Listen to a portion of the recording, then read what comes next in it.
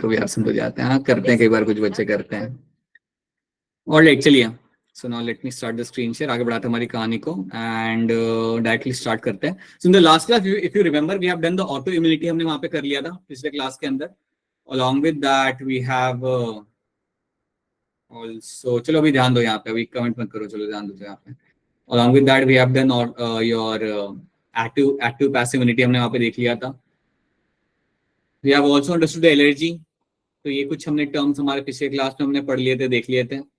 चलिए इसके बियॉन्ड जाते हैं, इसको रिवाइज करते करते भी इसके आगे बढ़ जाते हैं हम लोग यहाँ पे। तो जब हम एलर्जी की बात करते हो, so we know it's exaggerated response by immune system, जहाँ पे आपके एलर्जेंस यहाँ पे इन्वॉल्व हो रहे थे ये रिस्पॉन्स के लिए। IgE एज ए एंटीबॉडी आपका प्रीडोमिनेंटली आप जानते हो आपके यहाँ पे काम करता है, it is playing a major role in this. Symptoms आप यहाँ पे देख पा रहे हो, sneezing, watery eyes, running nose, your difficult in breathing, आपके नॉर्मल सिम्टम्स यहाँ पे हो जाते हैं। याद रखना आपका मास्ट सेल यहाँ पे इन्वॉल्व होगा, mast cell is actively involve in giving you the response. ये आपका हिस्टामाइन और सेरोटोनिन यहाँ पे रिलीज करता है, और ये हिस्टामाइन की वजह से ही आपको सारे सिम्टम्स आपको काफी क्लियरली देखने के लिए आपको मिलते हैं। आप मुझे बताइए एज ए डॉक्टर आप क्या दोगे शॉट उस पेशेंट को जिसको एलर्जिक रिएक्शन आ रहा है? एंटाहिस्टामिन। ठीक है, एंटीहिस्टामिन और एड्रेनलिन एंड स्टेरॉइड, राइट। तो ये कुछ चीजें हम वहां पे देते हैं as a suppressing the reaction, ठीक है। एंटीहिस्टामाइन, स्टेरॉइड्स एंड एड्रेनलिन के शॉट्स हम वहां पे उन्हें देते हैं, ठीक है। Then we have seen the autoimmune conditions, जहां पे आपका खुद का इम्यून सिस्टम पहचान नहीं पा रहा कि कौन से खुद के सेल है कौन से बाहर के सेल है, अपने सेल्स को वो वहां पे खत्म कर रहा है, और इसमें कई सारी आपकी डिजीज आ जाती है। So you have your rheumatoid arthritis, myasthenia gravis and Hashimoto disease. So these are the example of my autoimmune conditions, जहां पे आप देख पा रहे हो कि अपने ही बॉडी सेल्स को जाके टारगेट कर रहे होते हैं। याद रखना ऑटोइम्यून कंडीशन जेनेटिक होता है, इट इज नॉट समथिंग जिसका कोई क्लियर कट रीजन है। अगर फैमिली में रन कर रहा है देन यू विल फाइंड कि नेक्स्ट जनरेशन में भी आपको रन करते हुए आपको मिल जाएगा। Okay? So that is something we have seen. Normally attack करता है पैथोजन को, लेकिन अगर आपके पास ऑटो इम्यून डिजीज है then it's going to attack your own body cells, right. अब ये हमने यहाँ पे देख लिया, we have done some questions. अब हम आगे बढ़ते हैं। Let's start with the lymphoidal organs. So immune system में आपको कई सारे टर्म्स आपको मिल जाते हैं, यहाँ पर lymphoidal organs, lymphoidal tissue, lymphoidal cells and antibodies. अभी हम बात करते हैं, आज का हमारा काम होगा बात करना होगा lymphoidal organs. So you have lymphoid organs के अंदर आपके यहाँ पे दो टर्म्स आपको याद रखने हैं, you have a primary organs and you have a secondary organs. Primary lymphoid organs जब आपके सामने टर्म आएगा, so that will include to thing. इसमें दो चीज आपको यहाँ पे याद रखनी है। प्राइमरी में आपकी दो चीज आपको याद रखनी है, one is going to be your thymus and other is going to be your bone marrow. These are my primary lymphoid organs,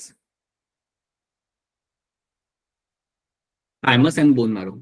Secondary lymphoid organs जो आपके यहाँ पे होते हैं उसमें आपकी कई सारी चीजें आपके यहाँ पे आ जाती है। You can have something like your spleen,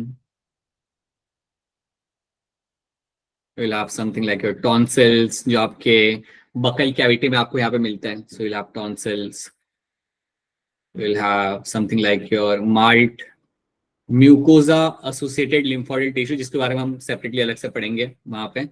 you can have something like piers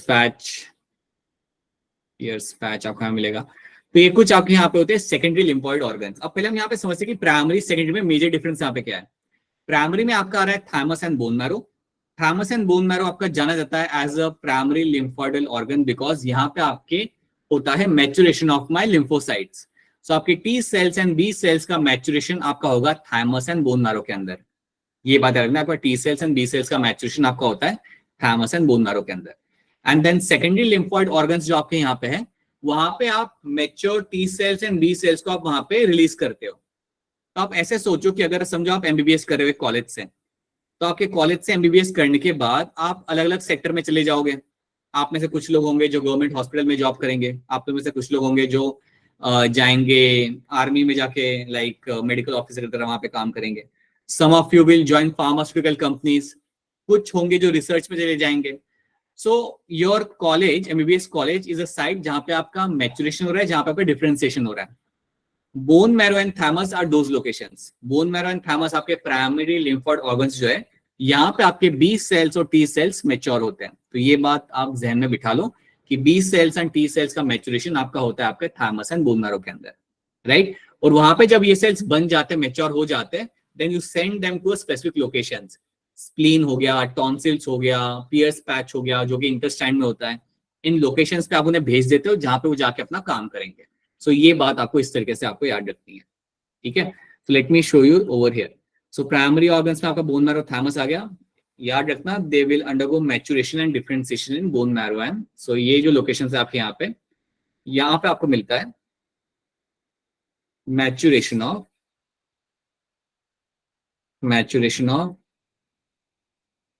B cells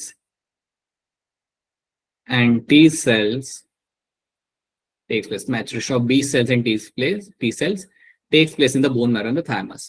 अब आप थोड़ा सोचोगे ना तो आपको रियलाइज होगा कि बोन मैरो के अंदर जो सेल्स आपके मैच्योर हो रहे हैं वो आपके यहाँ पे बी सेल्स हो रहे हैं। सो बी सेल्स का मैच्योरेशन आपका होता है बोन मैरो के अंदर, और टी सेल्स का मैच्योरेशन जो होता है वो आपका होता है थाइमस के अंदर। So here the T cells will undergo the maturation. अब याद रख, अब आई थिंक आपको समझ आएगा कि क्यों टी सेल्स को टी सेल्स बोला जाता है। टी सेल्स को टी सेल्स बोला इसलिए जाता है बिकॉज उनका मैच्योरेशन थाइमस में हो रहा है, और बी सेल्स को बी सेल्स बोला इसलिए जाता है because they are getting mature in the bone marrow. तो ये बात आप यहाँ पे याद रखना। मैच्योरेशन होने के बाद इन सेल्स को वहां से निकाला जाएगा और उनको स्पेसिफिक लोकेशन पे भेजा जाएगा। वो स्पेसिफिक लोकेशन मेरे यहाँ पे क्या होगी? Those location can be as good as my spleen, lymphoid nodes, lymph nodes, tonsils, Pierce patch and malt। ये कुछ मेरे सेकेंडरी ऑर्गन्स है जहां पे मेरे सारे लिम्फोसाइट्स को फिर रिलीज किया जाता है। ये उनकी लोकेशन है जहां पे वो जाके अपना काम करेंगे। सो मैच्योरेशन करने के बाद यहाँ पे आप जाके रहने लगते हो। सो स्प्लीन हो गया आपका, लिम्फ नोड हो गया, टॉन्सिल्स हो गया, पियर्स पैच हो गया माल्ट के अंदर, राइट। तो ये बात पहले आपको क्लियर कट मालूम होनी चाहिए बिकॉज आपके सामने सवाल बड़ा आसान सा आएगा यहाँ पे। Which of them is a primary lymphoid organ, which of them is my secondary lymphoid organ? ऐसे सवाल आपके सामने आ सकते हैं। So you should be very clear with them what has been happening in this। ठीक है, चलिए इनको हम थोड़ा और देखते हैं। So जो बोन मैरो होता है ना, बेसिकली बोन मैरो में आपके सारे ब्लड सेल बनाए जाते हैं। बोन मैरो में देखा जाए so all blood cells are formed in the bone marrow। So bone marrow is a site where the all blood cells are formed।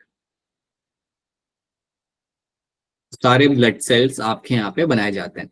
याद रखना, जब मैं कह रहा हूँ कि सारे ब्लड सेल बनाए जाते हैं तो आप ये समझ लेना कि यहाँ पे आपका टी सेल भी बनेगा और बी सेल भी बनेगा। So here you will find T cells भी आपके यहाँ पे बनाए जाते हैं एंड इवन जो बी सेल्स भी आपके यहाँ पे बनाए जाएंगे।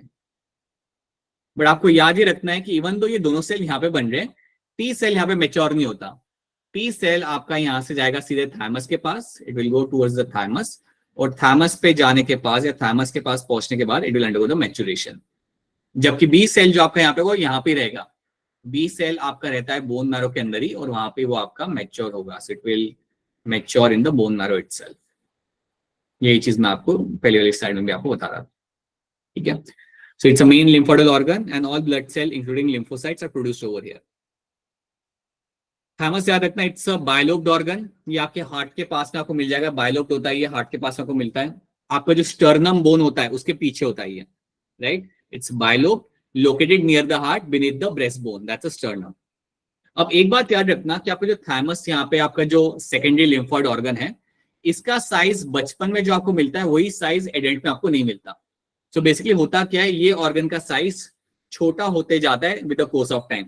So this organ will keep on shrinking with the course of time. तो आपके सामने सवाल आ सकता है कि अगर मेरा थाइमस अगर मेरा श्रिंक कर रहा है तो किस टाइप की इम्यूनिटी आपकी कॉम्प्रोमाइज होगी? देन याद रखना, आपका टी सेल से रिलेटेड इम्यूनिटी आपके यहाँ पे कॉम्प्रोमाइज होगी।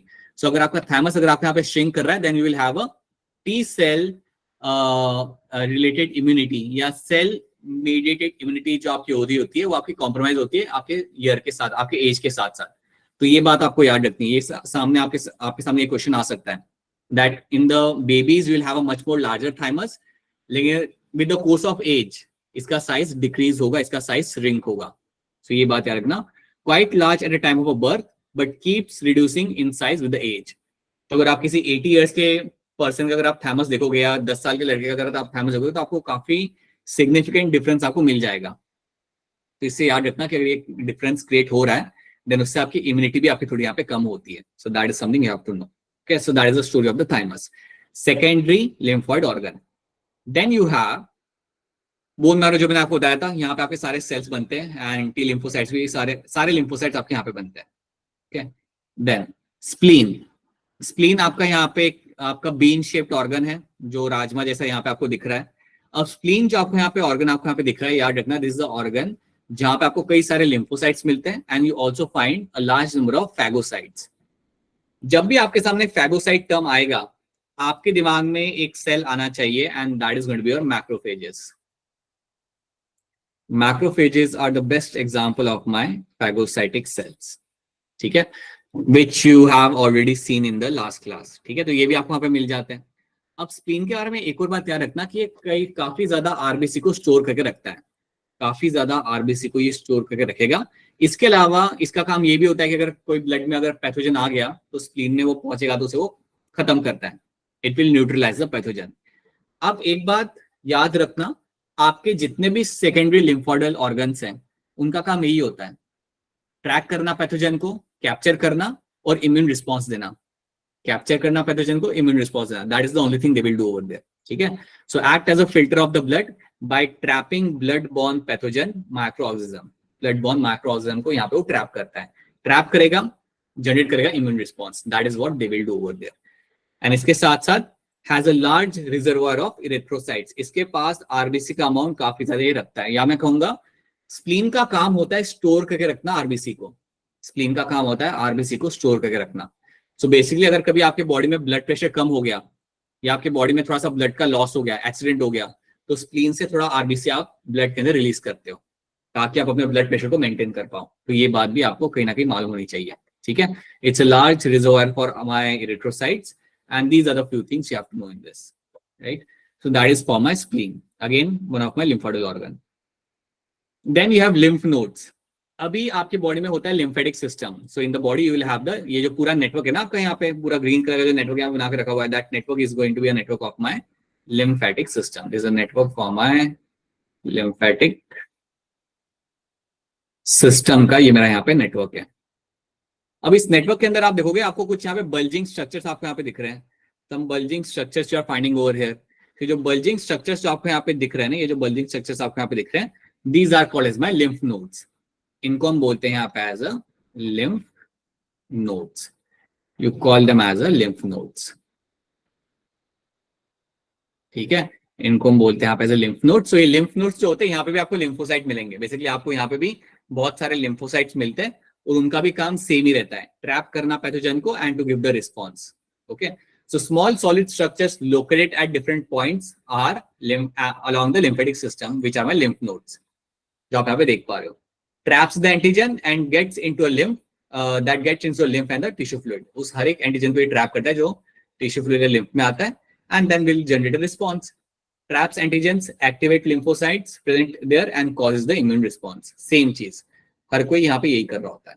ठीक है, so these are my lymph nodes. So lymph nodes भी याद रखना, they are my secondary lymphoid organs.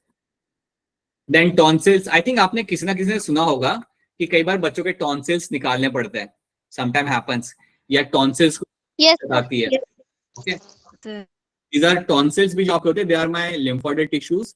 और अगर आप इसे कभी रिमूव करते हो then you will have a compromise immune system. थोड़ा सा कॉम्प्रोमाइज होता है, तो ये बात भी आपको यहाँ पे याद रखनी है. तो tonsils are going to be there, large mass of lymphoid tissue found in the wall of the pharynx and the nasopharynx के wall में आपको मिलेगा ये, and at the base of the tongue, and they are also going to provide you the immune response. Same cheese, all of them are going to provide you the immune response. And then you have the Pierce patch. Pierce patch जो आपका होता है ये आपको मिलता है के अंदर. You have a small intestine. थोड़ा बताना चाहूंगा आपको यहाँ पे, you will have a small intestine जो आपका होगा यहाँ पे. Small intestine के you have a one segment जिसको हम कहते हैं इलियम. तो इलियम के अंदर आपको पियर्स पैच देखने के लिए आपको यहाँ पे मिलता है. तो ये जो स्मॉल इंटेस्टाइन का क्रॉस सेक्शन है, तो ये जो एरिया है ना, जो इतना एरिया यहाँ पे बता के रखा हुआ है, इसे हम बोलते हैं as a Peyer's patch. Basically यहाँ पे क्या है, you have a lymphoidal tissue. This lymphoidal tissue is called as my Peyer's patch. यहाँ पे जो लिम्फोइड टिश्यू आपको यहाँ पे मिलेगा उसको हम बोलेंगे यहाँ पे as a Peyer's patch. So large masses of confluent lymphoid follicles are seen over there, found in the walls of the ileum. ये आपको इलियम के वॉल्स में आपको यहाँ पे मिल जाते हैं. And they will have a role to be played. और इनका रोल जो यहाँ पे होता है, they will give the same response, immune response, जब कोई ये पैथोजन के कांटेक्ट में आते हैं. So this is something you have to know. तो ये इनके नाम याद रखना ज्यादा इंपॉर्टेंट है. क्योंकि रोल्स तो सबके यहाँ पे सेम ही रहेंगे. And then you have the mild mucosa associated lymphoid tissue. आपको यहाँ पे याद रखना है कि ये आपको कहाँ मिलता है. अच्छा, अब थोड़ा याद करके मुझे बताओ, जब हमने पढ़ा था हमारा फिजिकल बैरियर, तो फिजिकल बैरियर में एक था आपका स्किन, दूसरा क्या था? इसको याद नहीं यार. म्यूकस. हाँ, mucus mucus lining. Right, mucus lining था आपका सेकंड थिंग. एक तो आपका स्किन था, दूसरा था आपका mucus lining in certain locations. तो लोकेशन कहाँ पे थी जहाँ पे आपको म्यूकस मिलता था? GI tract. एक तो था आपका जीआई ट्रैक्ट, बिल्कुल सही. One was my GI tract. फिर रेस्पिरेटरी ट्रैक.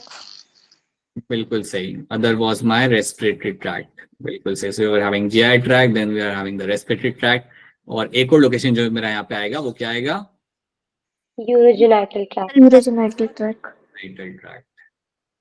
तो ये 3 लोकेशंस पे आपको यहाँ पे मिलता था आपका म्यूकस का लाइनिंग, और इन्हीं 3 लोकेशंस पे आपको मिलता है आपका यहाँ पे माइट. ये जो म्यूकस का जो लाइनिंग वहां पे है ना, वहां पे you even get aggregation of lymphoid tissue. So आपके कई सारे लिम्फोइड टिश्यू वहां पे इकट्ठा हो जाते हैं, and that is called as my MALT. So MALT is nothing but my aggregation of my lymphoid tissue. अगर आपसे पूछे कि ये जो माल्ट है which is nothing but accumulation of lymphoid, आपको कहाँ मिलता है? आपको ये 3 लोकेशन याद रखनी है, GI tract, respiratory tract and urogenital tract. यहाँ पर आपको मिलता है यहाँ पे माल्ट का टिश्यू. ओके, ये पिक्चर को हम बाद में निकाल देंगे. Lymphoid tissue located within the lining of the major tract, respiratory, digestive and urogenital tract. इसमें एक और बात याद रखना, अगर आपसे कोई पूछे कि आपके बॉडी में सबसे ज्यादा अमाउंट कौन सा लिम्फोइड टिश्यू एक्यूमुलेट करता है, कवर करता है आपकी बॉडी के अंदर, देन आपका आंसर यहाँ पे होगा malt. Around 50% of the lymphoid tissue is covered by the malt. 50% of lymphoid tissue यही कवर करता है, यही कर करके बॉडी के अंदर. ठीक है, तो माल्ट जब भी आपके सामने टर्म आएगा, it's a mucosa associated lymphoid tissue. That simply means what? It's a aggregation. Aggregation मतलब आप समझते हो ना, इकट्ठा होना. जैसे सेग्रीगेशन होता है सेपरेट होना, वैसे similarly will have aggregation. Will have aggregation of lymphoid tissue, और ये आपको मिलता है इन 3 लोकेशंस के ऊपर, जीआई ट्रैक्ट, रेस्पिरेटरी ट्रैक्ट और यूरोजेनाइटल ट्रैक्ट के अंदर. This is called as my MALT, जो कवर करता है आपका 50% ऑफ द एरिया. क्या ये चीज आप सबको समझ आ रही है? I hope this thing is clear to all of you. पता चला नहीं चल रहा? बता दो. Yes sir. ये कोई दिक्कत आ रही हो देन प्लीज या let me know. This is something should be clear to you. Alright, तो ये हमने यहाँ पे देख लिया. तो यहाँ पे आपके लिम्फोइड ऑर्गन्स आपके यहाँ पे खत्म हो जाते हैं. इसमें ज्यादा कुछ आपको याद ही रखना है, इसमें बहुत ज्यादा अंडरस्टैंडिंग वाला पार्ट नहीं. There are things which have to be understood, there are the things which have to be remembered rather than understood. इतना आपको यहाँ पे सीखना पड़ेगा, याद रखना पड़ेगा. Now let's start with the AIDS. अब हमारे यहाँ पे मेन टॉपिक स्टार्ट करते हैं. एड्स यहाँ पे हम लाइक हमारा let's start with this particular topic. So जब एड्स की बात करते हैं तो चलिए यहाँ से, इसको हमने इवन पढ़ा था हमारे रिप्रोडक्टिव हेल्थ के दौरान भी. We have seen certain things of the AIDS और ड्यूरिंग द रिप्रोडक्टिव हेल्थ. तो चलिए देखते हैं. कुछ चीजें आप लोग जानते हो, कुछ चीजें मैं जानता हूँ. So you have your HIV virus, right? HIV virus is going to cause you the AIDS. ठीक है, अब याद रखना, ये मैंने आपको बताया था कि आप HIV और एड्स को लाइक दोनों एक साथ आप कई बार नहीं बोलते. लाइक व्हाट यू से, अगर किसी के बॉडी के अंदर HIV का वायरस है, then you will say he is going to be HIV positive. तो क्या बोलोगे आप उसे? That the person is going to be your HIV positive. आप ये बोलते हो that is going to be HIV positive. आप ये नहीं करेंगे he is suffering with AIDS. तो आप मुझे बताइए कि आप किस कंडीशन में बोलते हो that a person is suffering with AIDS? Anyone can remember? हमने ये किया था.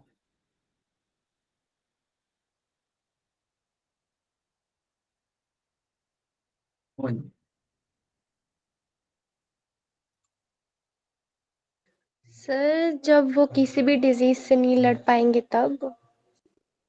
तमन्ना, आपका आंसर काफी हद तक सही है. देखो अब याद रखना है यहाँ पे, HIV के साथ होता क्या कि अगर किसी को HIV हुआ, राइट, अगर किसी को HIV वायरस आया, then we can say that he is suffering with HIV, he is HIV positive. We don't say he is suffering with AIDS. अब अगर किसी को HIV हुआ है और उसके साथ साथ he is getting number of opportunistic disease, अगर किसी को HIV होता है यहाँ पे और उसके साथ साथ अगर आपको होने लगती है कई सारी अपॉर्चुनिस्टिक डिजीज, अपॉर्चुनिस्टिक डिजीज, अब क्या होता है आपका यहाँ पे अपॉर्चुनिस्टिक डिजीज, ये हम यहाँ पे समझते हैं। Let's try to understand this thing. अच्छा, मेरी स्क्रीन नहीं दिख रही क्या, या स्क्रीन स्लो हो गई क्या मेरी यहाँ पे? अरे बताओ सब लोग, स्क्रीन दिख रही है नहीं दिख रही? दिख रही है सर। सर दिख रही है। सर दिख रही है। ठीक है बेटा, बेटा आपके एंड पे शायद नेटवर्क का थोड़ा सा कंसर्न हो सकता है, थोड़ा लोकेशन चेंज करो। So once you have HIV virus inside the body and after that अगर आपको कई सारी अपॉर्चुनिस्टिक डिजीज होने लगती है। अपॉर्चुनिस्टिक डिजीज का मतलब यहाँ पे होता है कि वो बीमारी जो नॉर्मली होनी नहीं चाहिए थी बट आपको हो रही है। लाइक योर ट्यूबरकुलोसिस आपका हो गया यहाँ पे, या आपका हो गया something like your Kaposi cancer. Kaposi cancer एक कैंसर होता है जो वायरस की वजह से होता है। ये नॉर्मली होता नहीं है आपको, ये आपको तब होता है जब आपका इम्यून सिस्टम काफी कॉम्प्रोमाइज हो जाता है। जब आपको ऐसी कंडीशंस होने लगती है ना, at that point of time we will say the person is suffering with AIDS. वो टाइम पे आप कहते हो, this is the time when you will say that a person is been suffering with AIDS. और ये चीज आप सब लोग दिमाग में बिठा दो कि जब किसी को हम कहते हैं कि he is suffering with AIDS, that means now he won't have a life span of more than 1 to 2 years। Generally जब आप कहते हो ना that he is suffering with AIDS not HIV, then the generally life span आपका 1 से 2 साल से ज्यादा नहीं होता, क्योंकि वो टाइम पे आपका इतना इम्यून सिस्टम कॉम्प्रोमाइज हो जाता है दैट अब कोई भी बीमारी आपको होगी और मल्टीपल टाइम्स आपको होगी और उसका आप लाइक क्योर नहीं कर सकते। So this is what you have to understand in this. और HIV का जो वायरस आपके बॉडी में आता है, आपको याद रखना है, it is going to attack the immune system. ये आपका इम्यून सिस्टम को अटैक करेगा। This is going to attack the immune system. इतनी बात तो आपने पढ़ी थी जब हमने आपको सिखाया था आपका रिप्रोडक्टिव हेल्थ के अंदर, that HIV virus will affect the immune system. ठीक है, अब हम थोड़ा सा यहाँ पे और भी चीजें हम यहाँ पे देखने की कोशिश करते हैं कि HIV जो पहला केस था वो आपको कब मिला था। सो HIV का जो पहला केस आपका आया था, सो HIV पॉजिटिव जो पहला केस आपको मिला था, that actually came in the year of 1981। 1981 में आपको मिला था, and that too in the USA। ठीक है, HIV का जो इंडिया में जो आपको केस मिला था, HIV पॉजिटिव का जो सबसे पहला केस आपको इंडिया में जो मिला था, दैट केम इन 1986। 1986 में आपका आया था, and that too in India में कहाँ पे आया था? ये आया था आपका तमिलनाडु में। ये आपको सबसे पहले आपका केस मिला था, and apparently we have seen more than 25 million people are suffering with HIV। आज की डेट में more than 25 million people are suffering with HIV। इसके होने का रीजन क्या होता है? आप ये पढ़े हैं आपने रिप्रोडक्टिव हेल्थ के अंदर, you have a sexual contact with multiple partners, use of same syringe. ठीक है, तो ये सारे आपके रीजंस थे, अलॉन्ग विद ब्लड ट्रांसफ्यूजन या mother to foetus during the breast feeding. ये सारे आपके रीजंस बनते because of transmission of the, these are the reasons for the transmission of the HIV virus. Right, तो पहले इतना याद रखना कि ये आपका वायरस आपके इम्यून सिस्टम को टारगेट करेगा।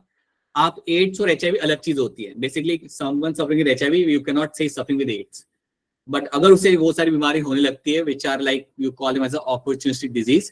आप ये टर्म को आप यहाँ पे समझो, हम यहाँ पे अपॉर्चुनिस्टिक डिजीज उसे इसलिए बोले बिकॉज उन डिजीज को अपॉर्चुनिटी मिल गई वहां पे रहने की, मतलब उनको मौका मिल गया कि अरे यार इसका तो इम्यून सिस्टम वीक है, चलो जाके वहां पे रहते हैं। So that is why we call them as a opportunistic disease. Tuberculosis होने लगता है उसे वहां पे, कपूसी कैंसर वहां पे आपका हो रहा है, फंगल डिजीज आपका वहां पे हो रहा है जो आपको होना नहीं चाहिए था। So once those things start happening then we say that he is suffering with AIDS over there. Right, इतनी इंफॉर्मेशन समझ आ रही है पहले आपको यहाँ पे? अब इसको थोड़ा डिटेल में देखते हैं। Is this clear to all of you? इतना पार्ट, इतनी चीज समझ आ रही है आपको?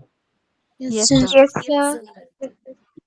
पत्थर रख के यस मत बोलिए, नहीं आ रहा तो बता दीजिएगा कि अरे सर क्या हो रहा है, ये सब बता दो मुझे, then I can repeat those things to you. ठीक है, ऑलराइट। सर ये वाली स्लाइड फिर से बता दीजिए, नेटवर्क इशू हो गया था। देखो ये स्लाइड में आपको याद रखना है that HIV virus is going to target your immune system. पहली बात, ये आपके हमेशा इम्यून सिस्टम को टारगेट करेगा।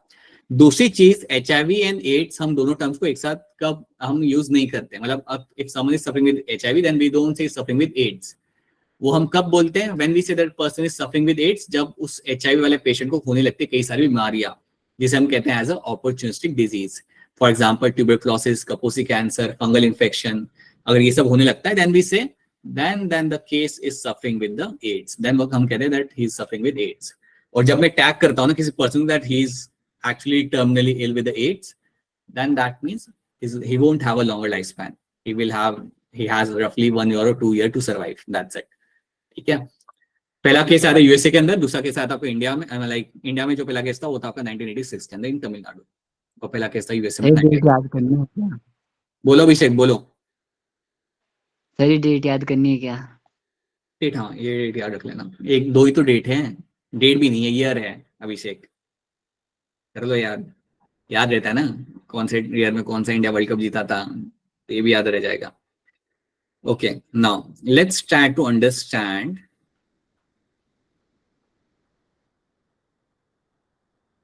The structure of the HIV virus. थोड़ा इसको हम यहाँ पे देखते हैं। तो एचआईवी वायरस का स्ट्रक्चर अगर आप देखोगे ना, तो you will have the outer covering, you will have the outer coat. अब ये ध्यान से याद रखना बिकॉज इसके ऊपर बेस क्वेश्चन आते हैं। We'll have the outer coat, and outer coat is made up of my lipid. So you have a lipid envelope. You'll have a lipid envelope. So lipid envelope आपको मिलता है यहाँ पे देखने के लिए as a outer covering. उसके बाद आपको क्या मिलेगा? You will have two coats of protein. आपको प्रोटीन की दो लेयर्स आपको मिलती है अंदर के साइड पे. So on the inner side you will have two layers of protein. So एक प्रोटीन लेयर आपको मिलेगी, उसके बाद आपको एक और प्रोटीन लेयर आपको मिलेगी। इसका हम कलर यहाँ पे चेंज कर देते हैं, चलो थोड़ा अलग कलर बनाते हैं यहाँ पे। ये कौन सी झाड़ी है? ये है बेटा, हम एचआईवी के वायरस को स्ट्रक्चर को हम यहाँ पे देख रहे हैं। बहुत बढ़िया प्रिया, बहुत बढ़िया। So you will have the two protein coats will be finding over there. You have the inner one and the outer one. तो ये मेरे यहाँ पे हो गए दो protein coat. These are my protein coat.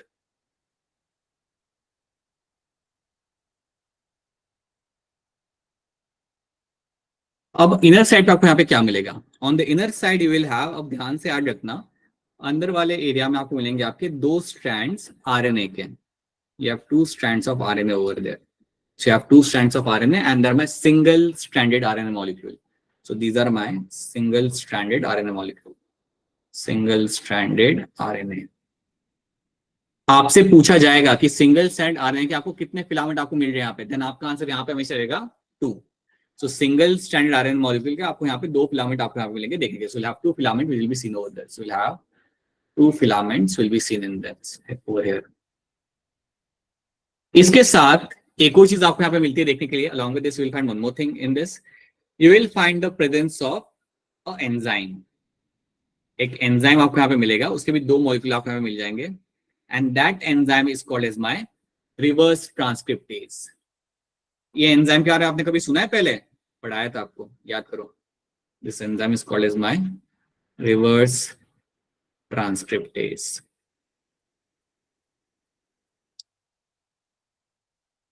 During molecular basis of inheritance हमने इस एंजाइम के बारे में पढ़ा था। रिवर्स ट्रांसक्रिप्शन आपने सुना होगा, अगर आपको याद, थोड़ा सा याद करोगे तो we have done something like a reverse transcription. तो वहां पे इस एंजाइम का हम लोग नाम लेते थे, like we have seen this term, जहां पे आप आरएनए में से आप बना रहे हो अपना डीएनए मॉलिक्यूल। कुछ याद करो please, try to remember those thing, we have done this. याद है। मतलब आप आरएनए में से बनाते हो अपना डीएनए मॉलिक्यूल, ठीक है। So this my reverse transcriptase, ये एंजाइम आपको यहाँ पे देखने के लिए मिल जाता है।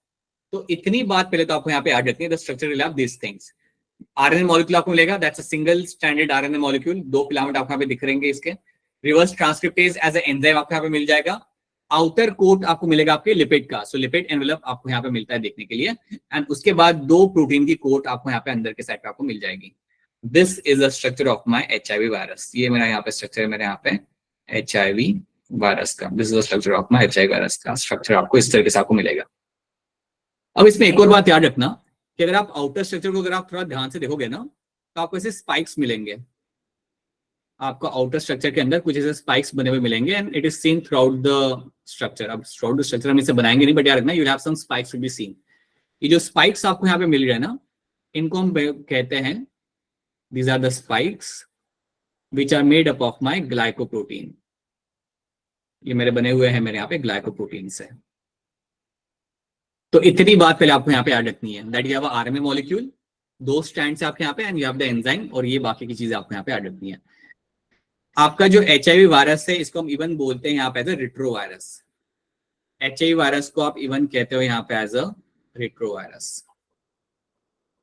रिट्रो वायरस, रिट्रो वायरस इसलिए कहा जाता है बिकॉज इसके पास है RNA as a genetic material, और ये नॉर्मली पुराने टाइप के सेल ऐसे रखते थे, आरएनए को एज अ जेनेटिक मटेरियल पुराने टाइप के सेल रखा करते थे, इसलिए हम इसे बोलते हैं यहाँ पे retrovirus. So you should remember HIV virus is example of my retrovirus because it has RNA as a genetic material. इतनी बात पहले आपको यहाँ पे याद रखनी है। अब थोड़ी कुछ और चीजें हम यहाँ पे समझते हैं जो हमारे फ्लैशबैक को भी रिकॉल करने में हमारी हेल्प करेगी।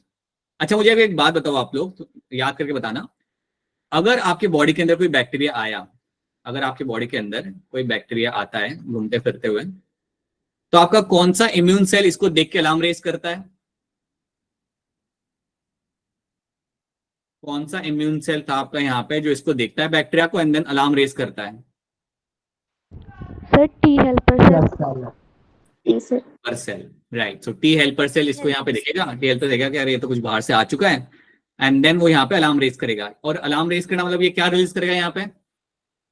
Cytokinesis. cytokinin. Right, it is going to release the interferons, यहाँ पे वो अपना रिलीज करना चालू करता है। यहाँ वायरस के लिए इंटरफेरॉन्स होता है, या जनरली हम बोलेंगे cytokines. So what will happen as soon as it come across the bacteria, it will start releasing your particular over here cytokines, आपको यहाँ पे रिलीज करना यहाँ पे चालू किया जाएगा। और आप जानते हो कि ये जो साइटोकाइन्स यहाँ पे रिलीज किए जाते हैं, ये जाके बोलेंगे आपके मैक्रोफेज को कि वो अपना नंबर वहां पे बढ़ाए। ये साइटोकाइन्स जाके बोल सकते हैं आपके टी सेल्स को कि वो जाके अपना वहां पे नंबर बढ़ाए कि कोई बाहर से आपका अंदर आ चुका है। So they will raise the alarm. Basically आप जानोगे ये साइटोकाइन जाके अपना अलार्म रेज करेगा, रेज द अलार्म। और ये अलार्म रेज करने से फायदा ये होता है कि आपके इम्यून रिस्पॉन्स आपका यहाँ पे जनरेट किया जाएगा। ये कहानी आप ऑलरेडी पढ़ चुके हो, I hope you remember this story, कि अगर बैक्टीरिया सामने आया या कोई दूसरा फॉरेन बॉडी सामने आया, देन आपका टी हेल्पर सेल अपना यहाँ पे काम करेगा। ठीक है, अब आप यहाँ पे बात को समझो। टी हेल्पर सेल आपके लिए बहुत इंपॉर्टेंट है, बिकॉज इसके वजह से ही इम्यून रिस्पॉन्स यहाँ पे जनरेट हो रहा है, याद रखना। Because of this only you are finding the immune response is getting generated. इसके वजह से आपका यहाँ पे इम्यून रिस्पॉन्स आपका यहाँ पे जनरेट होगा, राइट। अब यहाँ पे होता क्या है ना, आपका जो वायरस है, आपका जो HIV का जो आपका वायरस यहाँ पे होगा, that virus is going to target your T helper cell only. वो आपके टी हेल्पर सेल को जाके ही टारगेट करता है, उसका मोटिव ही होता है to target the T helper cell. तो आप ये सोचो कि आपका HIV वायरस जो आपके बॉडी के अंदर आ चुका है, ये जाएगा आपके टी हेल्पर सेल के अंदर और वहां पे जाके उसे उसके अंदर रहना चालू करेगा। तो जब मेरा HIV का वायरस टी हेल्पर सेल के अंदर जाता है, तो सबसे पहले तो वो ये साइटोकाइन रिलीज करना बंद कराता है। तो पहले तो जाके बोलेगा कि देखो अब ये सब करने की जरूरत है नहीं, हम अंदर आ चुके हैं, and then you will find the cytokine release won't be happening over there. अब आप सोचो कि अगर आपका साइटोकाइन यहाँ से रिलीज होगा ही नहीं, तो क्या मेरा यहाँ पे इम्यून रिस्पॉन्स जनरेट कर पाएगा कोई? No sir. नहीं कर पाएगा। सिंपल सी बात है कि अब आपके यहाँ पे साइटोकाइन तो आपके यहाँ पे रिलीज होने से रहे, अगर आपके साइटोकाइन यहाँ पे रिलीज होने से रहे, देन सिंपल सी बात है बेटा, आपका इम्यून रिस्पॉन्स यहाँ पे जनरेट करेगा नहीं। अब आप देखो यहाँ पे क्या होता है, HIV वायरस मेरा अंदर आ चुका है, इसको वो कैप्चर कर चुका है, इसको हाईजैक कर चुका है, और फिर अपने अंदर बहुत सारे HIV वायरस बनाना चालू करेगा। यहाँ पे it will start being more amount of HIV virus, और टी हेल्पर सेल यहाँ पे कुछ नहीं कर पा रहा। अब टी हेल्पर सेल अगर रिस्पॉन्स नहीं दे पा रहा या साइटोकाइन रिलीज नहीं कर पा रहा, देन पता है क्या होगा, आपके बॉडी को पता भी नहीं चलेगा कि आपके बॉडी के अंदर HIV आ चुका है, मतलब आपके बॉडी के अंदर HIV आ चुका है, आपके इम्यून सिस्टम को पता ही नहीं चलेगा। And now what will happen, जब इनका नंबर यहाँ पे बढ़ जाएगा ना, जब ये लोग पूरे तरीके से इस सेल को एक्सप्लॉइट कर लेंगे, तो ये सेल से बाहर निकल के आ जाएंगे और सेल की डेथ हो जाएगी। So now HIV virus will come out, आपका टी हेल्पर सेल की यहाँ पे हो जाएगी डेथ, और ये जाके अब नए टी हेल्पर सेल को जाके पकड़ेगा। Now please try to understand what is happening over here. आपके टी हेल्पर सेल का अमाउंट यहाँ पे नीचे जाने लगेगा। The amount of T helper cell inside the body will start coming down. जो आपके मेन सेल्स थे जिनके वजह से इम्यून रिस्पॉन्स जनरेट किया जाता था, उनका अमाउंट अब नीचे जाने लगेगा। अब आप समझ पाओगे कि क्यों जिसको HIV होता है, he will have a compromised immune system because the amount of T helper cell will start declining because these HIV virus are targeting your T helper cells. So this is what you find happening in this, and that is why you will find कि उस person के अंदर immune system compromise होता है। ठीक है, अब यहाँ पे एक और चीज याद रखना, ये टी हेल्पर सेल को तो टारगेट कर ही रहे, बट इनके पास इनकी एक और चॉइस होती है। HIV virus are also known to target your macrophages. They are also known to target your one more kind of cell, and those cell are nothing but macrophages. ये दो इनके फेवरेट होते हैं। सो जो सेल आपको protection देने वाला था, वो आपका यहाँ पे फंस चुका है। He is the one who is been getting targeted over here. And slowly and steadily what will happen? Your immune system will get compromised. what will, because of all this, what will happen? The immune system of the person, the immune system will get compromised. I'll just simply write over here, will get compromised. Compromise होना मतलब weak हो जाना, ये बात समझो. Compromise होना मतलब आपका weak हो जाना. अब जैसे कि आपका इम्यून सिस्टम आपका यहाँ पे कॉम्प्रोमाइज हो रहा है, तो सिंपल सी बात है बेटा, कोई भी दूसरा पैथोजन आपकी बॉडी में आराम से आ जाएगा. Immune system is getting compromise, then simple सी बात है कि you will find any pathogen will start entering inside the body, और आपकी बॉडी कुछ कर भी नहीं पाएगी बिकॉज है ही नहीं सेल्स उसे डिफेंड करने के लिए. So this is what you find happening over there. और इंटरेस्टिंग बात ये होती है कि इसके अंदर सिम्टम्स भी कुछ बहुत स्ट्रांग नहीं होते हैं. जनरली किसी को HIV होता है तो उसके सिम्टम्स क्या होते हैं? फीवर हो गया, हेडेक हो गया, like these are the symptoms you get to see. And sometimes symptoms आपको सालों तक दिखते नहीं है.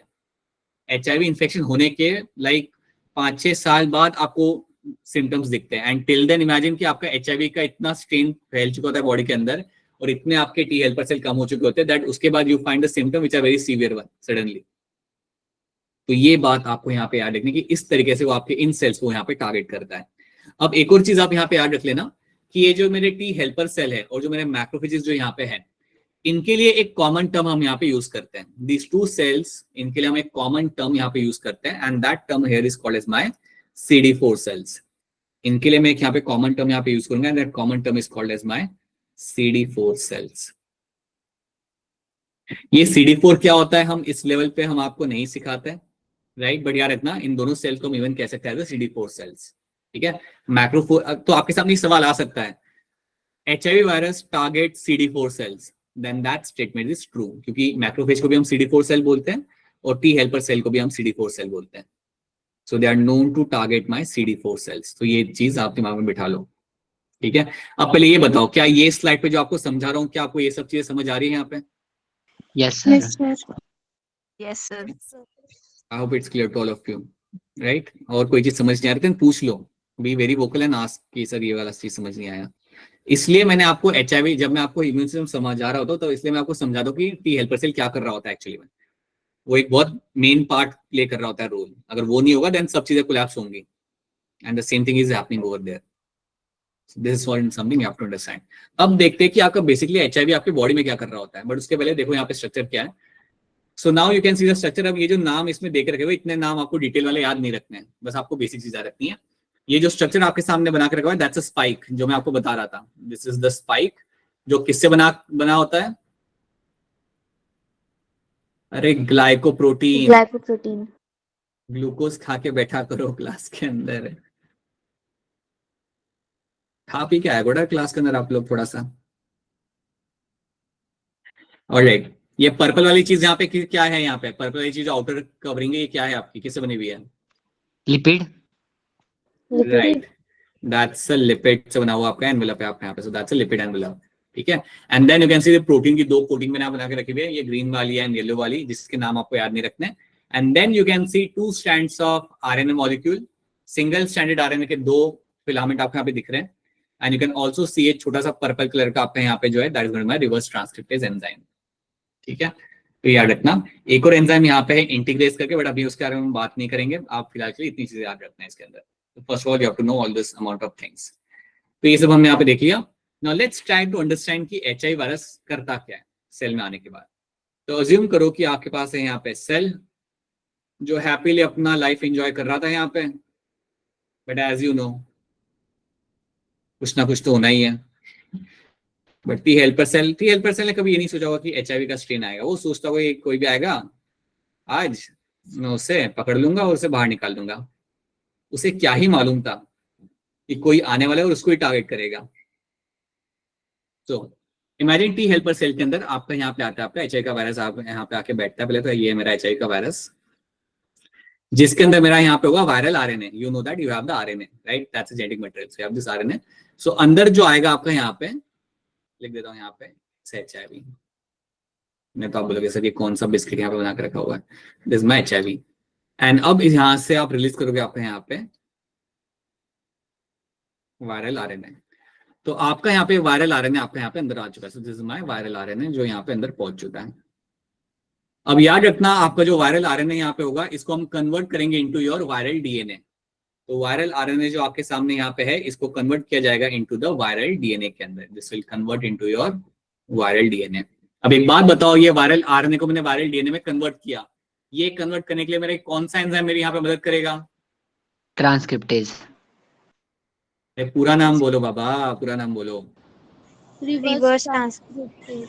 Reverse transcriptase. तो वायरल आरएनए को कन्वर्ट किया जाएगा वायरल डीएनए के अंदर, और ये कन्वर्जन जब आप यहाँ पे कर रहे हो, this will be done with the help of my enzyme reverse transcriptase, जिसको मैं शॉर्ट में आप लिखूंगा एज आरटी. तो this will be done with the help of the enzyme reverse transcriptase. ठीक है, तो इस एंजाइम की मदद से आपका कन्वर्जन आपके यहाँ पे हो जाएगा. सो माय वायरल आरएनए मेरा कन्वर्ट हो गया मेरे यहाँ पे वायरल डीएनए के अंदर. तो ये एक बहुत इंपॉर्टेंट पार्ट होता है स्टेप का. अब जैसे मेरा वायरल डीएनए बन गया, अब याद रखना कि आपका जो टी हेल्पर सेल है, उसके पास भी उसका खुद का डीएनए होगा, right? It will have its own nucleus. बिल्कुल एक नॉर्मल सेल, तो इस नॉर्मल सेल के पास खुद का न्यूक्लियस होगा, और न्यूक्लियस के अंदर it will have its own DNA as well. इसके पास अपना खुद का यहाँ पे डीएनए भी अंदर होगा.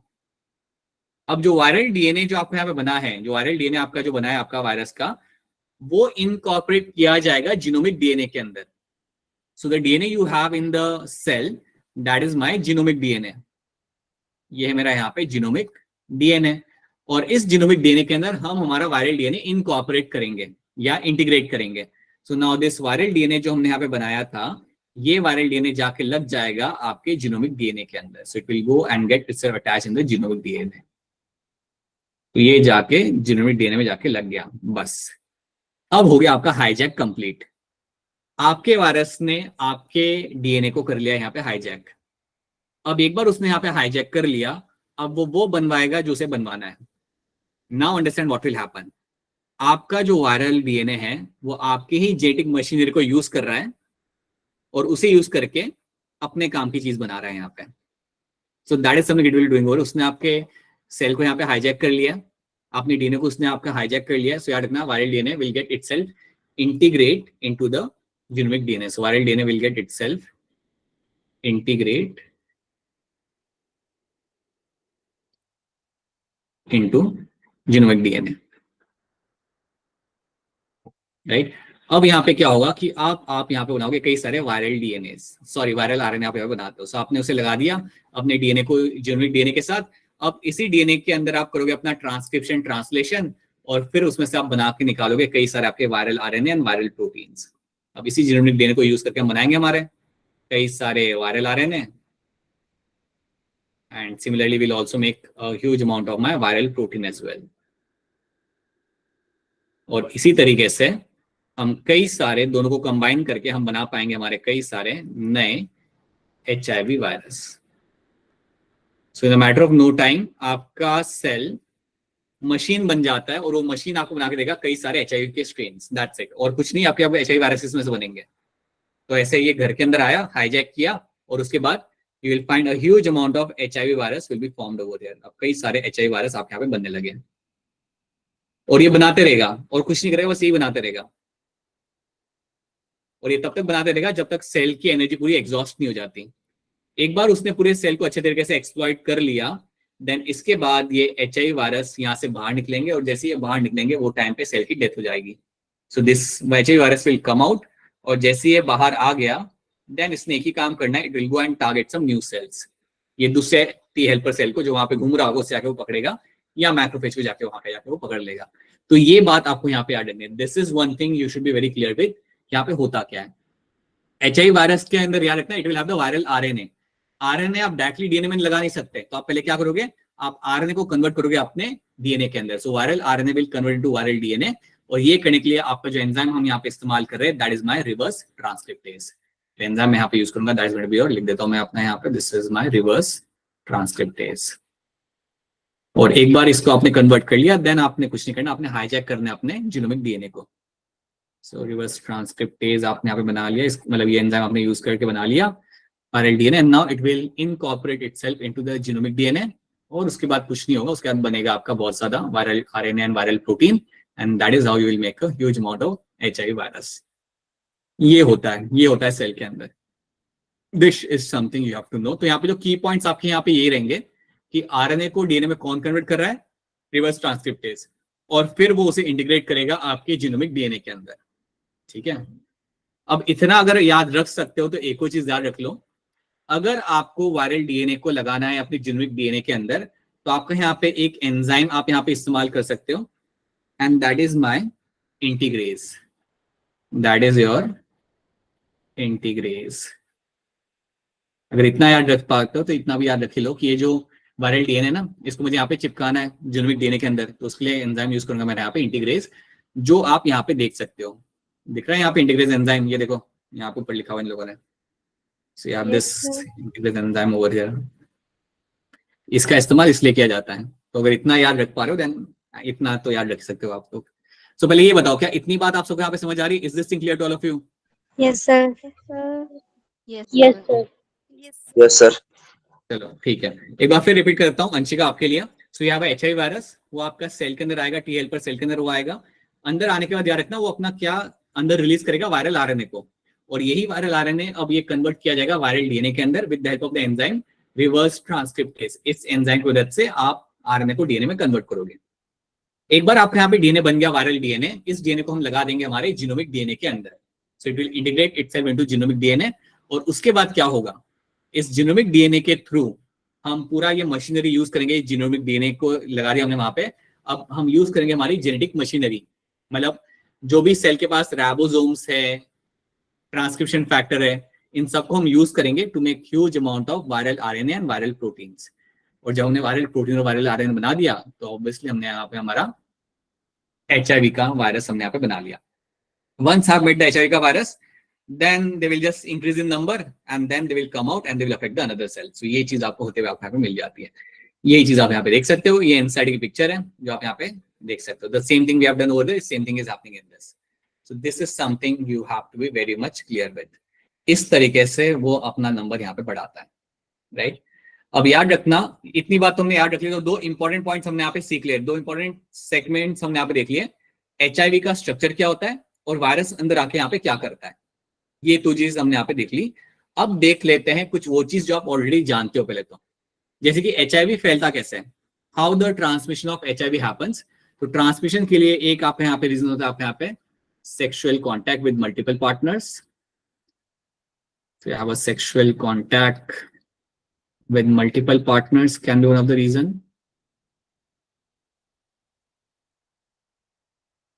सेकेंड यहाँ पे आपका होगा blood transfusion.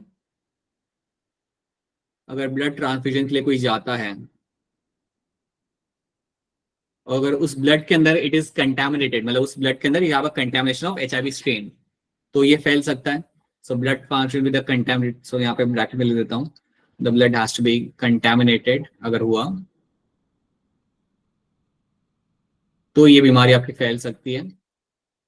Third thing can be your use of same syringe, use of same needles, use of same syringe.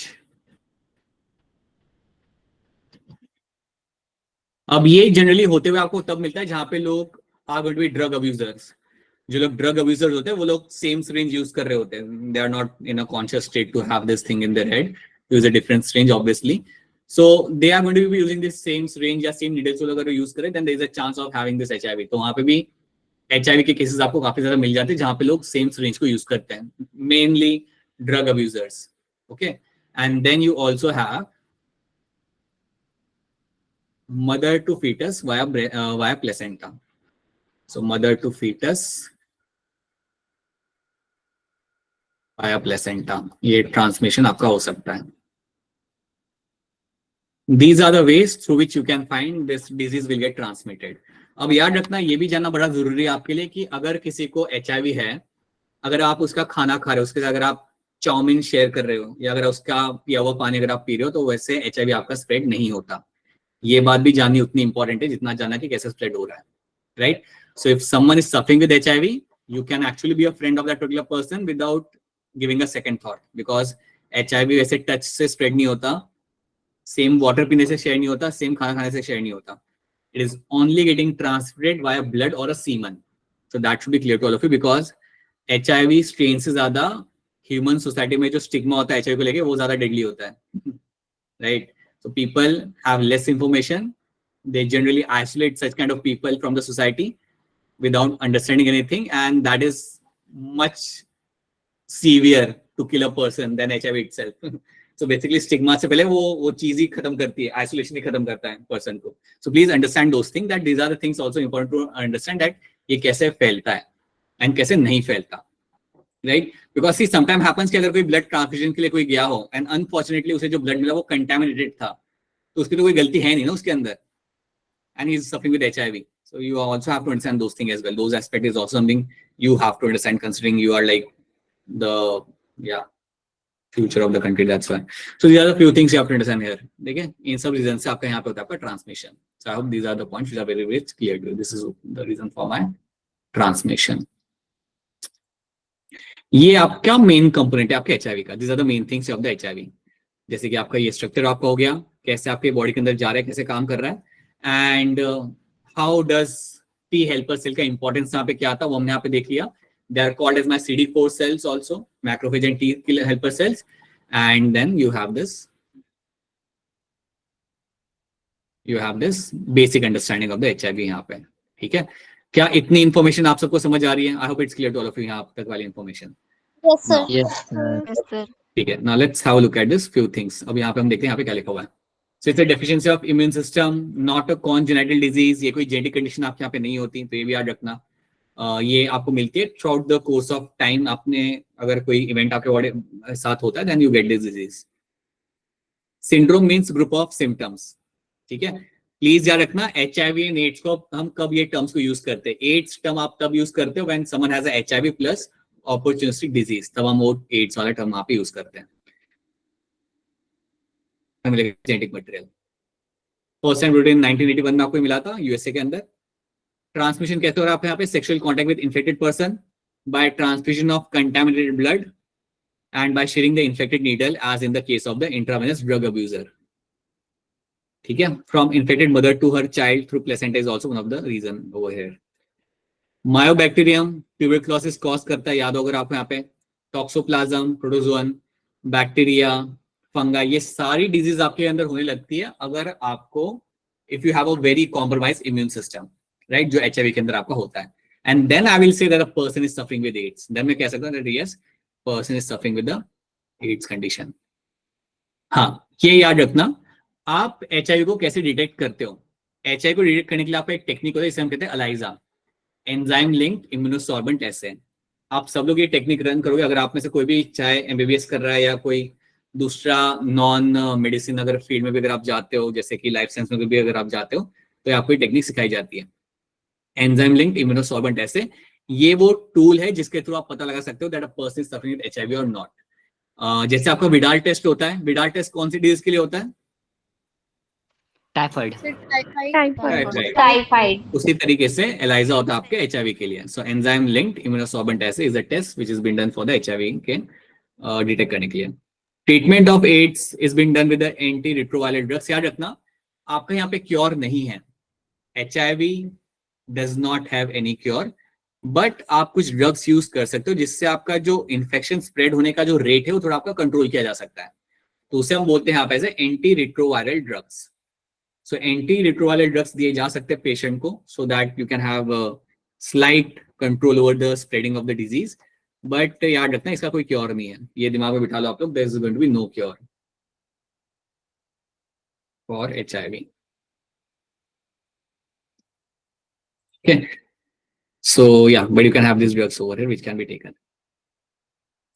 Replication कैसे हो रहा है DNA का हमने यहाँ पे देख लिया था, मतलब वायरल का रेप्लिकेट कैसे कर रहा है. वायरल RNA आपके पास है यहाँ पे, ये आपका एंटर करेगा सेल के अंदर and then it will convert into your DNA with the help of my reverse transcriptase.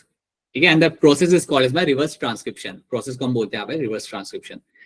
DNA आपका बन गया वायरल DNA. अब ये जाएगा आपके जेनेटिक DNA के अंदर, incorporate into the host genome, and then फिर आपको बना के देगा कई सारे HIV virus. New viral RNA is produced by infected cell which will ultimately form new number of HIV virus. यहाँ पे आपके बन के आएंगे. बस अब इन्हें अफेक्ट करना है. That's what happens inside the body. So these are the things you know. ये T lymphocytes को अफेक्ट करता है. याद रखना T lymphocyte में it's your T helper cells. T helper cells are getting affected all the time. इनका यही target होता है एंड मैक्रोफेजेस। प्रिवेंशन कैसा है यहाँ पे आपका? Don't die of ignorance. So prevention में आप एक चीज का ध्यान रख सकते हो कि आप वहां से ब्लड ट्रांसफ्यूजन कराओ जहाँ पे it's very reputed place or reputed hospital rather than some random place. Then we have some NGOs, NACO, National AIDS Control Organization. ये लोग हर एक स्मॉल विलेज में जाके फ्री में कॉन्डम डिस्ट्रीब्यूट करते हैं, न्यू सिरिंज डिस्ट्रीब्यूट करते हैं, अवेयर करते हैं लोगों को अबाउट द HIV को लेके. So they spread information because this is something which is happening very now. You have more cases in the countries like India and South Asia में कई सारे कंट्रीज के अंदर आपको ये केसेस आपको मिलते हैं और अवेयरनेस होना इसलिए काफी जरूरी होता है यहाँ पे. So that is something you have to see. You can see all this people doing the work. So या making blood bank safe from HIV ये हमारे कंट्रोल में नहीं है but this is something should be done. Ensuring the use of disposable. Jalandhar में क्या बेटा से पहले डिप्रेशन. हाँ Prince that's true. How the first person got HIV बता दो बेटा. जलंधर में है एंड हाँ राइट बेटा वो हर लोकेशन पे है. पंजाब में थोड़ा सा इनका एक्टिवनेस ज्यादा बिकॉज पंजाब में थोड़ा सा लाइक ड्रग को लेके थोड़ा सा वहां पे कंसर्न रहा था पास में भी. ड्रग अब्यूजर्स को लेके थोड़ा सा वहां पे कंसर्न था. You must have heard that. You have this movie ना शाहिद कपूर की.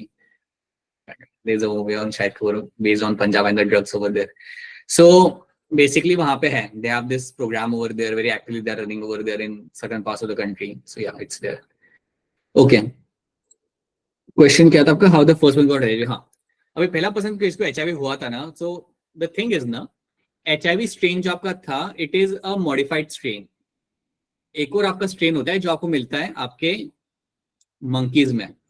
And that strain over there is called as a. So these are the reasons. So these are the things which NGOs do. Okay. Promoting regular checkups and all those things. So मैं आपको बताता हूँ यहाँ पे. Let me. This is the picture which tells you that isolation is something which is much more like severe than the HIV virus itself. अच्छा मैं आपको यहाँ पे थोड़ा सा आइडिया देता हूँ. Let me give you the idea somewhere over free space. हाँ यहाँ पे. See एक आपका स्ट्रेन था जिसका नाम था आपका सीमियन immunodeficiency वायरस. जैसे HIV था ना वैसे एक और आपका स्ट्रेन होता है SIV. अब ये जो स्ट्रेन होता है वायरस का ये जनरली आपको मिलता है मंकीज के अंदर. This strain which you get to see in the monkeys के अंदर आपको ये देखने के लिए मिलता है. और ये स्ट्रेन आपको मिलता था काफी कॉमनली देखने के लिए आपके अफ्रीका में. सो अफ्रीका में जो आपके जो मंकीज होते हैं ना वहां पे आपको देखने के लिए आपको ये काफी इजीली आपको वहां पे मिलता है. Like it's a common strain you find in the monkeys over there. Right. अब ये जो आपका यहाँ पे स्ट्रेन है this strain got modified. This strain got modified and turn into the HIV strain and then it went into the human beings. अब यहाँ पे एक और बात याद है कि मंकीज और ह्यूमंस का यहाँ पे कैसे लाइक ट्रांसमिट हुआ होगा या how this strain which has got modified and then got into human being ये कैसे हुआ होगा. तो आपको याद रखना है कि अफ्रीका में ना एक बहुत कॉमन ट्रेंड होता है जिसे हम कहते हैं बुशमीट का. सो अफ्रीका में एक बहुत कॉमन ट्रेंड आपको वहां पे मिलेगा and the trend is called as a trend of your bushmeat. ये टर्म आपने सुना नहीं होगा लेकिन आपको थोड़ा आइडिया दे रहा हूँ कि बुशमीट क्या होता है. सो अफ्रीका की कई सारी कंट्री में क्या होता है ना कि उनको वो लोग फॉरेस्ट में जाते हैं, हंट करते हैं एनिमल्स को, लेके आते हैं और सेल करते हैं. मंकीज हो गया, रकून्स हो गए, डियर हो गया, बैट्स हो गए, जो भी एनिमल उन्हें मिलता है वहां पर वो हंट करते लेके आते हैं and they sell in the market. That is called as a bushmeat. तो कहा जाता है ये बुशमीट के कंजम्पशन के वजह से that was when they actually found that this strain got transferred to human beings. तो यहाँ पे कहता है ये वो एक टाइम होगा जब ये ट्रांजिशन हुआ होगा. That's what people believe in strongly. And that is why we say that HIV has an origin from Africa. ठीक है? So that's how it must have gone to the first person from there and then via other ways it has gone to different people over there. So ये चीज एक है आपकी story जहां से आप कह सकते हो HIV का ओरिजिन यहाँ पे कैसे हुआ. Right? Okay. This is something you have to know. So these are the things we have done. So this is where your HIV gets completed. अब यहाँ पे क्वेश्चन सॉल्व करो ध्यान से देख के. Now please pay attention to the question and then raise your hand. So आप पहले ये बता दो. I hope the HIV thing is clear to all of you. HIV एंड AIDS का डिफरेंस भी आप सबको यहाँ पे समझ आ रहा है? Yes, Yes, sir. sir. Yes, sir. We can move on to the question. चलो, now take your time, take your, raise your hand.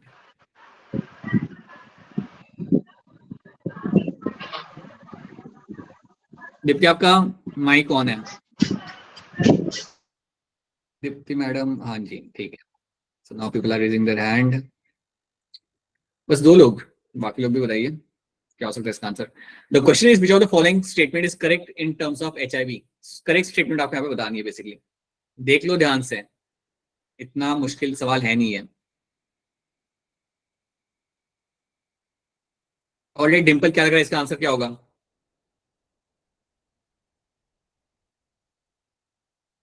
Right, Dimple की आवाज हमें अभी तक नहीं आ रही। बताइए चेतना, क्या लग रहा है इसका आंसर? सभी। ये Muskan Gupta, sir option B. Let's see one more answer over here. क्या लग रहा है इसका आंसर शिवानी आपको? Sir, option B. Right. HIV is envelope virus that contains 2 identical molecules of single stranded RNA and 2 molecules of reverse transcriptase. ये बात आपकी बिल्कुल सही है, that's a true statement. बाकी स्टेटमेंट आप देखोगे वो गलत है। आप यहाँ पे HIV is enveloped virus containing only 1 molecule of single stranded RNA, यहाँ पे ये बात गलत हो जाती है। C, HIV is unenveloped retrovirus, ये बात भी आपकी गलत हो जाती है। It has envelope. HIV does not escape but attacks the acquired immune response. That is also going to be untrue. So you will find option B becomes my correct answer in this. Then HIV, पढ़ लो ध्यान से, खुद से पढ़ो and then raise your hand.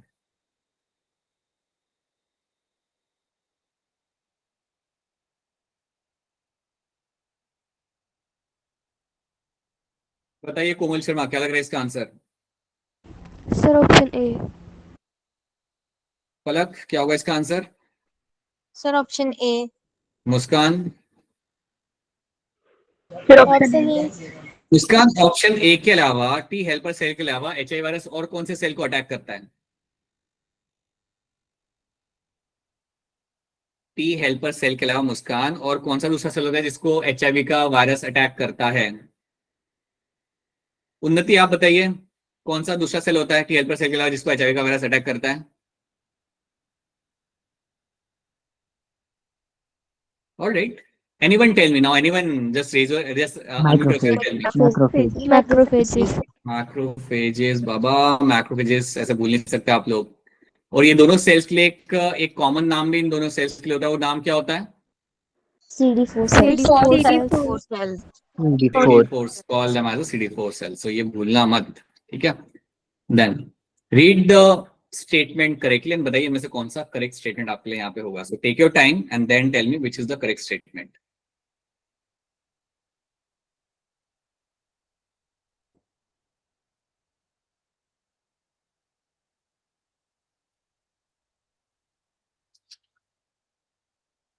ठीक है, देख लीजिए फटाफट इसे. ऑलराइट, बताइए प्रिंस, क्या लग रहा है इसका answer? D option. Okay, Anshika Sharma, आपको क्या लग रहा है? Anshika Sharma. Sir D option. हिम्मत सिंह. Sir option 4. ऑप्शन 4 में देखते क्या लिखा हुआ है. The positive HIV retrovirus enters the helper T lymphocyte thus reducing their number. ये बात आपके यहाँ पे बिल्कुल सही है. बाकी स्टेटमेंट हम देख लेते हैं यहाँ पे. The HIV can transmit through eating food together with the infected person. ये बात आपके यहाँ पे बिल्कुल गलत है. That's not something which happens. Drug addicts are least susceptible to the HIV infection. ये बात भी आपकी गलत है, बल्कि उनमें तो ज्यादा चांस होता है. So that is also going to be untrue. तो ये बात भी आपके यहाँ पे गलत हो जाएगी. AIDS patient are being fully cured percent with a proper care and nutrition. बिल्कुल रॉन्ग है भैया, बिल्कुल रॉन्ग है ये तो. आपका कभी भी प्योर फुल क्योर आपको यहाँ पे नहीं मिलेगा देखने के लिए. 77, इसके लिए फटाफट हैंड रेज करो, बहुत डिफिकल्ट क्वेश्चन है नहीं है. Let's quickly do this and move forward. Okay, बताइए उन्नति, क्या हुआ इसका answer?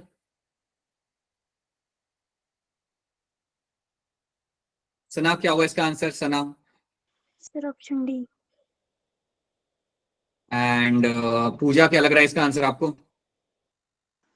Sir, option D. Right. You will have a single standard RNA, which is going to be a genetic material in the HIV. Question number 53. Again, raise your hand.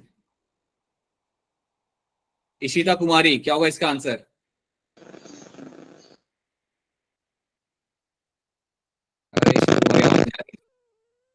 Disturbance आ रहा है.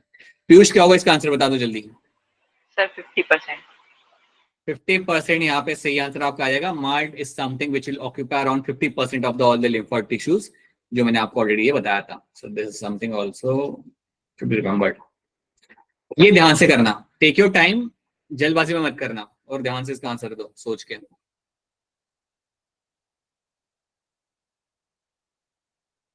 Take your time and then give me the correct answer. Damage to thymus in the child may lead to what? अभिषेक, क्या लग रहा है? Sir सी. अभिषेक बोला था ध्यान से देना आंसर बेटा. अभिषेक. प्रिंस, क्या लग रहा है इसका आंसर? Sir D. उन्नति, आपको क्या लग रहा है? उन्नति जस्ट रेजिंग. Sir D. अच्छा, डिम्पल आप बता पाओगे आंसर अनम्यूट करके?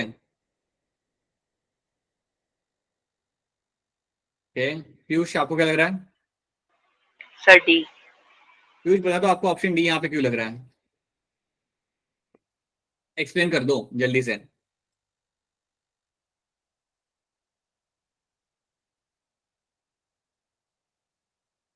अरे सडनली साइलेंट. ऑलराइट, मुस्कान गुप्ता आप बता दो मुझे यहाँ पे डी क्यों होगा इसमें answer? Y D?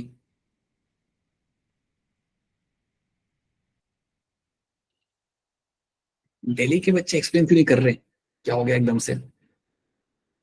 Alright Chetna, tell us why it is going to be option D over here. If it's D, why D? Sir D, क्योंकि थाइमस में टी लिम्फोसाइट्स होते हैं, तो टी लिम्फोसाइट्स को अटैक करेगा, तो इसलिए loss of cell mediated immunity होगी. वेरी ट्रू, क्योंकि थैमस में आपका टी सेल्स का मैच्योरेशन आपका यहाँ पे होता है, तो ऑब्वियसली अगर आपका डैमेज हो रहा है अगर आपका थैमस वाला ग्लैंड ऑर्गन, देन श्योरली आपका सेल मीडिएटेड इम्यूनिटी आपका यहाँ पे कम हो जाएगा, because it is known for your T cells का मैच्योरेशन ना. आप जानते हो यहाँ पे टी सेल्स का मैच्योरेशन आपके यहाँ पे होता है, तो ये डैमेज होगा देन आप टी सेल्स रिलेटेड आपकी इम्यूनिटी कम जाएगी. टी सेल्स से रिलेटेड इम्यूनिटी आपकी कौन सी है? Cell mediated. So that is why option India. आप एक्सप्लेन करने के लिए इतना क्यों चुप हो जाते हो आप लोग? बोला करो, ज्यादा क्या ही होगा, गलत आंसर होगा. इसका आंसर आप ऐसे ही आप लोग अनम्यूट करके बता सकते हो मुझे इसका answer. AIDS is due to what? बताइए. Sir option A. Sir option option in the number of T helper cell. बिल्कुल सही. That is going to be correct answer in this. ठीक है. शगुन, काफी लेट है बेटा आपका हैंड रेस. ऑलराइट, ठीक है. Okay, so that is something we have done over here. अब नेक्स्ट टॉपिक जो हमारा यहाँ पे होगा वो होगा हमारे यहाँ पे कैंसर. तो मैं कैंसर को ज्यादा नहीं खींचूंगा यहाँ पे. Will have a small introduction and then I will let you go. ठीक है, because now you are having 3 classes per day, right? So I will ensure that कि बहुत हम एक्सटेंड ना करें उसे. ठीक है, you can ask your doubts. I will just tell you couple of things over there. जब भी आपके सामने कैंसर आएगा ना, जब भी आपके सामने टर्म आएगा कैंसर, आपको पहली चीज रखनी, it will show uncontrolled division of cells. It is all because of the uncontrolled division of cells. बड़ी वेल नोन बीमारी है, known for the death of many people as well. But do you think cancer is curable? क्या आपको लगता है cancer curable होता है? Yes sir. Yes sir. Yes sir. बिल्कुल क्योरेबल होता है. एक एग्जांपल हमारा युवराज सिंह है, right? And there are many more actors who have actually cured the cancer, right? It is a lethal disease, but it is curable. ठीक है. Cancer के याद रखना सबसे बेसिक चीज रखना, it is uncontrolled division of cells. आपके cells यहाँ पे डिवाइड करते और वो डिवाइड करना बंद नहीं करते. They will just keep on dividing over there and they will just keep on increasing their number. So that is something you have to know in this, right? उसके बाद सेकंड चीज आप यहाँ पे याद रख सकते हो कैंसर के बारे में, that it has many types in this. You have many types of cancers.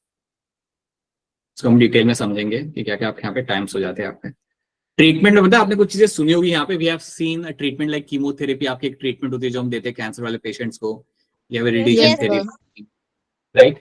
अच्छा, ये बताओ ये कैंसर कॉज करने वाली चीजें क्या क्या होती है आपके हिसाब से? बोलो, क्या चीजें कैंसर कॉज करती है?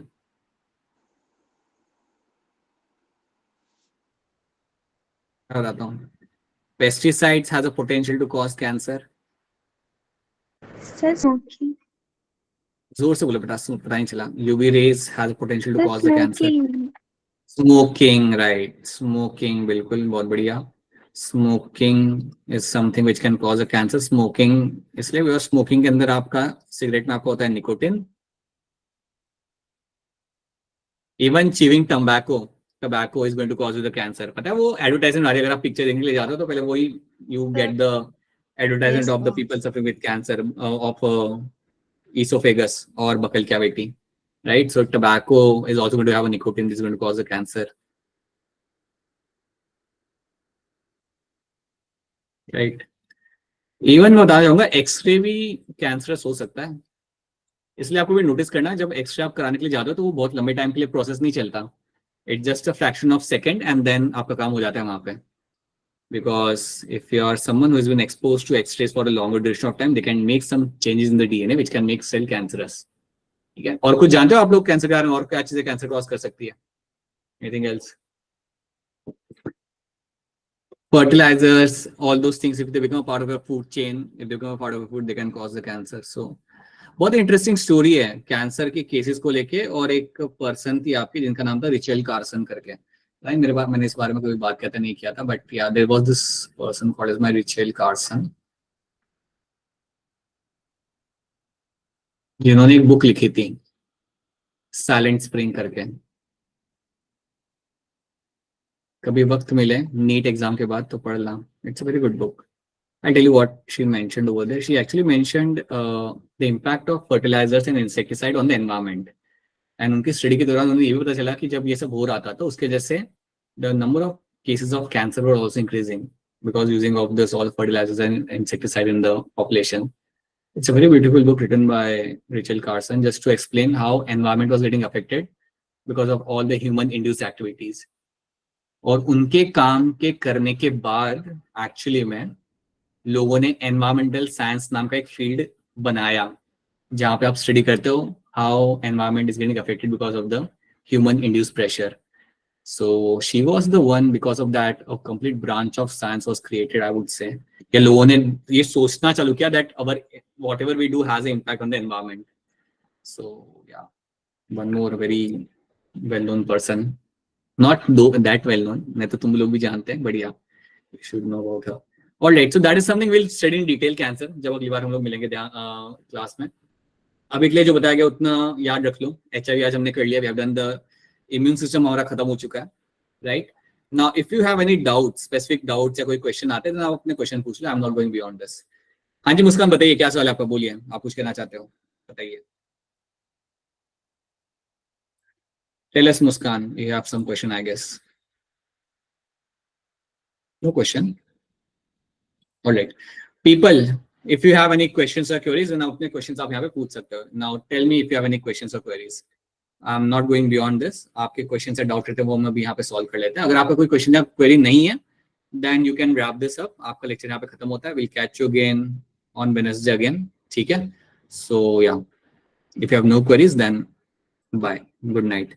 अगर assignment share करूँगा, then assignment please solve करके share करिएगा. And yeah, that's it. But yeah, if you have any question, then I'm just waiting for the questions over here. Bye, Kishore. Bye. Bye, Bye, sir. sir. Bye, Thank you. Good night, Muskan. Bye. sir. Yeah, bye, Bye, sir. Shivanshi. Bye. Bye, sir. Good night, sir. मैं assignment sir करना भूल गया, कोई बात नहीं, आप कर देना. या बाय प्रिया. राइट, ठीक है. Bye, अभिषेक, sir. चलो बाय, गुड नाइट. चलिए दीप्ति, बाय. ऑल राइट, चलो दिशा, अंशिका, प्रिया एंड परिधि, चलो bye, good night. Bye sir good night sir